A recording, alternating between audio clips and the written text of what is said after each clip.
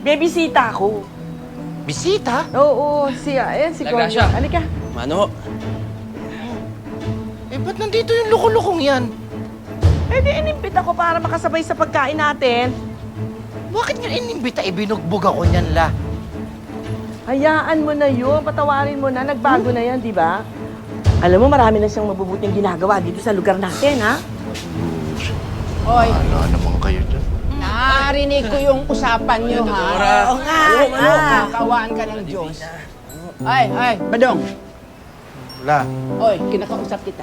Opo. Alam mo ba itong si Goryo ang tumulong sa amin nung kailan? Nagbago na ito siya. Oo nga. Lahat naman tayo deserve ng second chance. Badong, sensya na sa nangyari. Pero kung hindi ka komportable na nandito ako, sige alis na lang ako. Hindi. Upo ka rito, umupo ka na. Sige ako bala sa'yo. Kaya naman ho kay Badong. Hindi na, ayaw na yung pagkain eh. Dito ako. At